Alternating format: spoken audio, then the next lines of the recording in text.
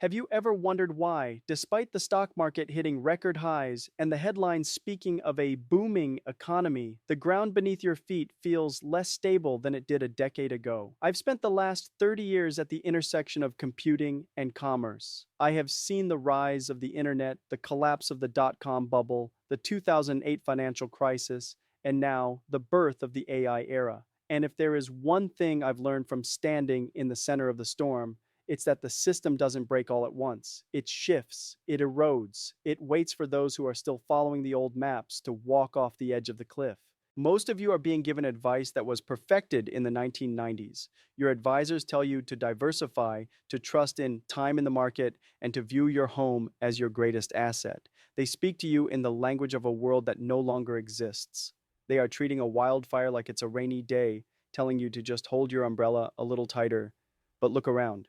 The cost of everything that matters, healthcare, education, high quality shelter, is moving at a velocity that your safe 7% annual returns cannot catch. Meanwhile, the very nature of work is being rewritten by a force more fundamental than the steam engine or the electric motor.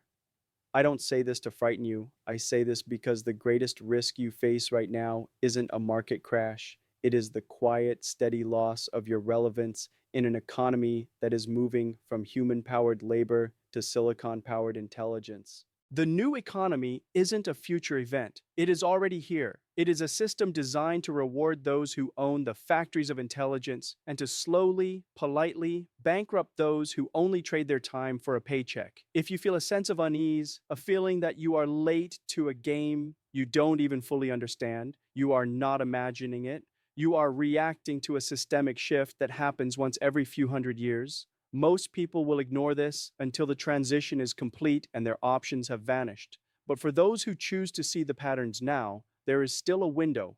I want to explain to you what is actually happening behind the curtain, the things your advisor won't tell you, perhaps because they don't understand it themselves. We are going to look at why the safe path has become the most dangerous one you can take. If you stay with me until the end of this journey, you won't just see the risks. You will understand the gravity of the change we are living through, and you will see the system for what it truly is, a machine that is currently being rebuilt while we are all still inside it. I invite you to listen closely, because in this new era, clarity is the only real protection you have. If you find value in understanding the long cycle reality of our world, consider subscribing. Not for the hype, but for the perspective required to survive what's coming. To understand where your money is going, you have to understand the architecture of the room you are standing in. Most people look at their bank accounts or their brokerage statements and see a reflection of their hard work. They think of money as a static store of value, like a gold bar sitting in a vault. But the truth is much more fluid. Money is not a thing, it is a signal. And right now, that signal is being drowned out by a noise so loud that it is distorting the very fabric of our reality. I have lived through the inflation of the 1970s, the exuberance of the 80s, and the structural collapses that followed. When I look at the system today, I don't see a series of random events. I see a massive, interconnected debt cycle that has reached its terminal phase. Your financial advisor looks at a chart of the last 10 years and calls it growth.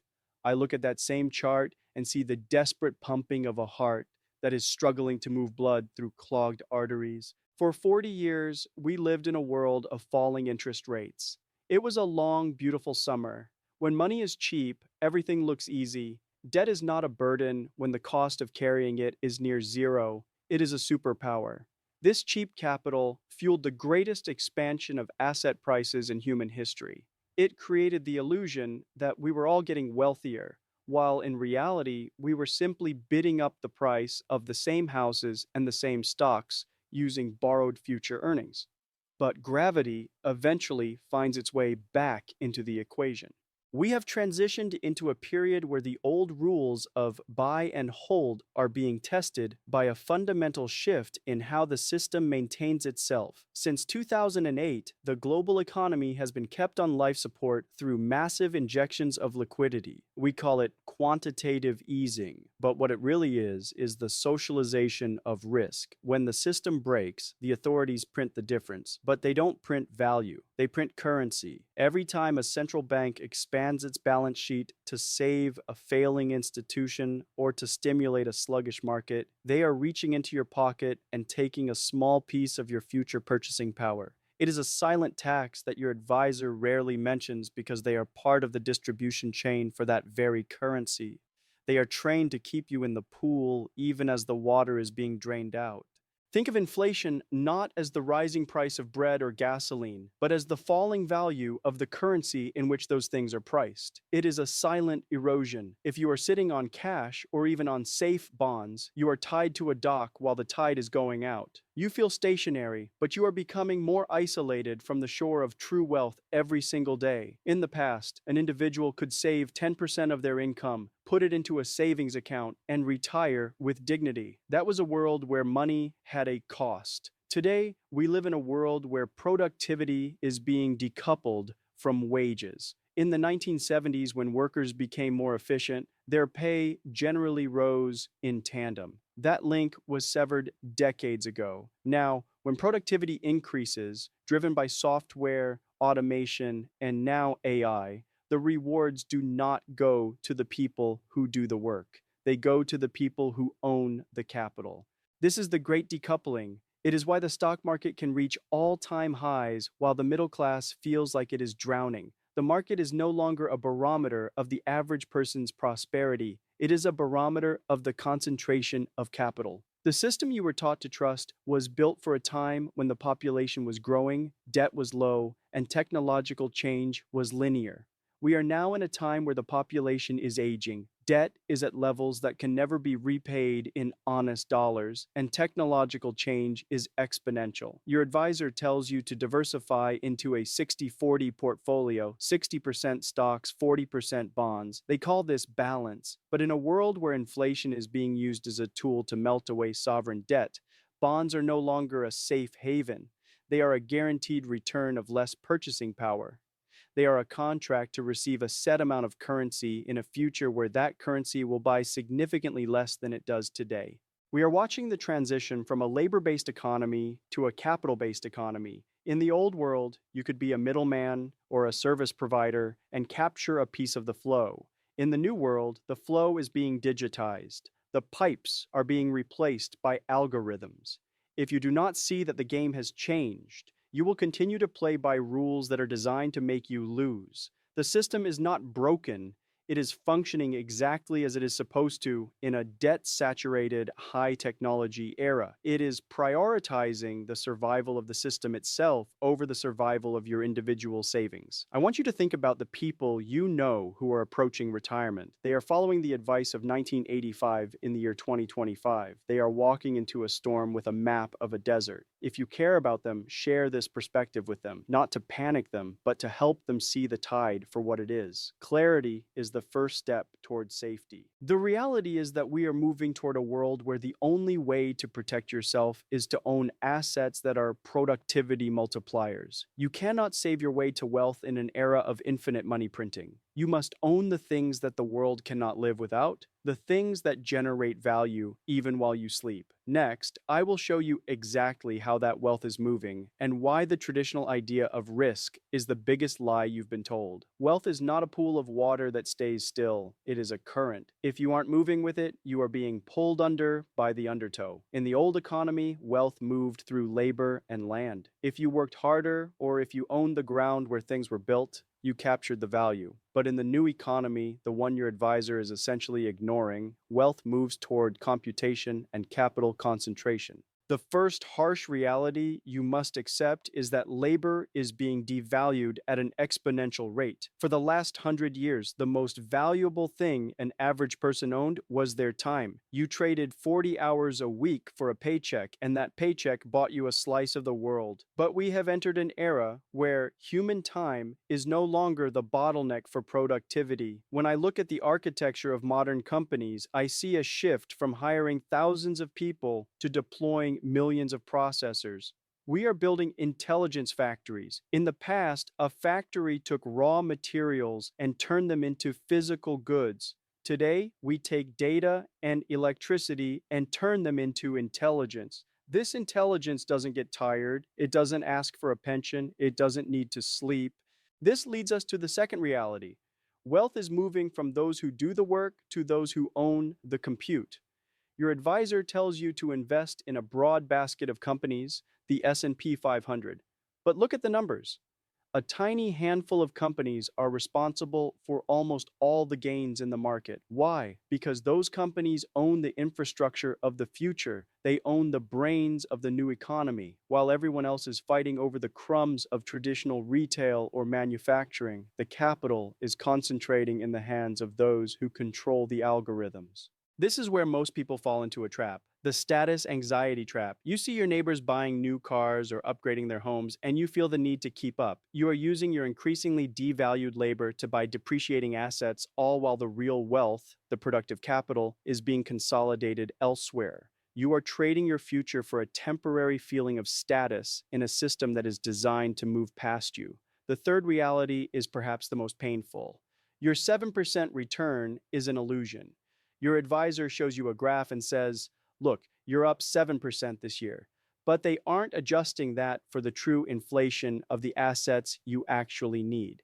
If the house you want to buy went up 20% in price and your portfolio went up 7%, you didn't gain wealth. You lost 13% of your ability to buy that house. In this new economy, the hurdle rate for success is much higher than it used to be. You cannot just save and hope for the best. You have to understand productivity versus speculation. Most people are speculating. They are gambling on price movements. Real wealth comes from owning productivity. Think of it like a ship in a harbor. Most people are focused on the paint on the deck or the luxury of the cabins. They are worried about their perceived safety. But I am looking at the hull and the engines. I am looking at whether the ship is actually moving toward a destination or just drifting with the tide. If you feel like you are being left behind, it's because you are still anchored to the old shore. You are waiting for the world to go back to normal, but there is no normal to go back to. The new economy is a one-way street. The concentration of wealth in the AI era will be unlike anything we have ever seen. It will create a bifurcation, a split between those who understand how to leverage technology to multiply their output and those who are simply replaced by it. This is the opportunity bifurcation. It is a harsh reality, but it is the truth. I want you to stay engaged here. Don't look away because it feels heavy. Understanding these movements is the only way to position yourself so that you are the one riding the wave rather than being crushed by it. Rewatch this section if you have to. Let the math sink in, because once you see how the wealth is actually moving, you can never go back to the old way of thinking.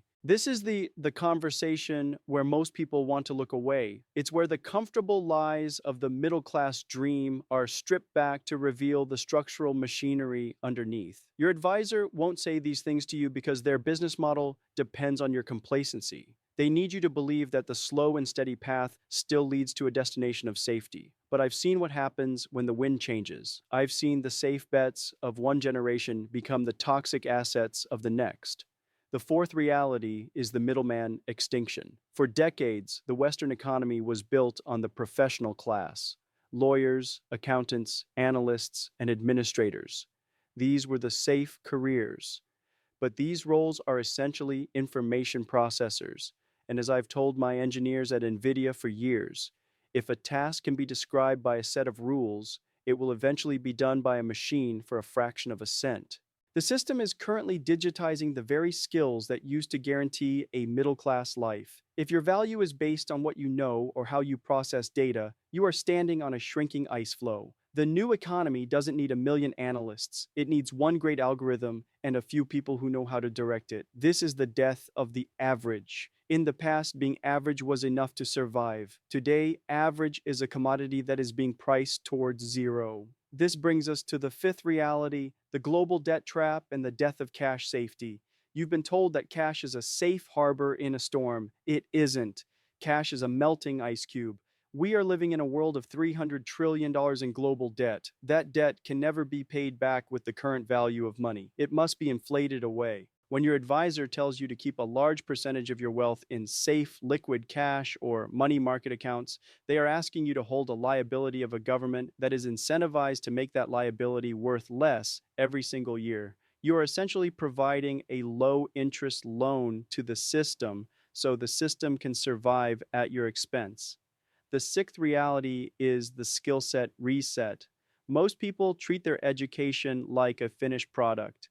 They learned their trade in their 20s and expect to harvest the rewards for 40 years. But in an era of exponential technology, the half life of knowledge is collapsing. What you knew 3 years ago is already losing its edge. Your greatest risk isn't the market crashing, it's your own obsolescence. The world is moving toward a model of continuous learning, yet most people are mentally retired by age 35. They have stopped being curious. They have stopped looking at the horizon. They are tied to a sinking dock because they refuse to learn how to sail a new kind of boat. The seventh and most uncomfortable reality is the opportunity bifurcation. We are moving toward a winner-take-most world. In the old world, wealth was distributed in a bell curve. Most people were in the middle. In the new world, wealth follows a power law. A very small number of people, companies, and assets will capture the vast majority of the value.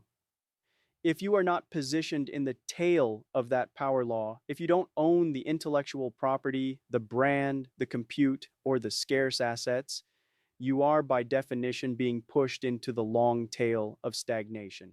Your advisor will tell you to diversify to avoid this. But blind diversification is just a way to ensure you own a little bit of everything that is failing. True diversification in the new economy isn't about owning 500 different stocks. It's about diversifying your types of exposure. It's about owning things that are immune to inflation and things that benefit from the exponential growth of intelligence. Most people are afraid of risk, so they choose certainty. But in a shifting system, the things that feel certain are often the most dangerous. A paycheck feels certain until the company is restructured by an AI.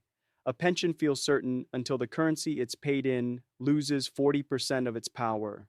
You have to be willing to be uncomfortable now to be safe later. You have to challenge the idea that low volatility means low risk. Sometimes the most volatile path, the one that requires you to learn new things, take calculated bets on the future, and move away from the herd, is the only one that actually leads to higher ground. I want you to take an honest look at your balance sheet, not just your money, but your time and your skills. Are you holding assets that the world is moving away from?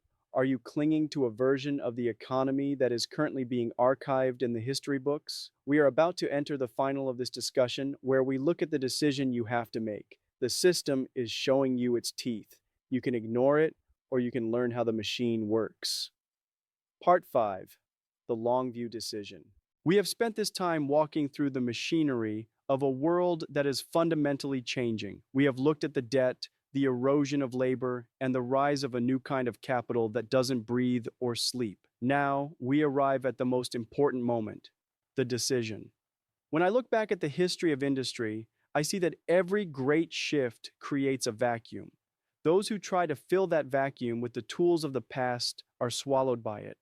Those who understand the new physics of the era are the ones who build the future. The seventh reality, the opportunity bifurcation, is not a death sentence, it is a choice. You are currently standing at the fork in the road. One path is paved with the comforts of the old world. It is the path of safe 401ks, traditional employment, and the belief that the system will eventually normalize.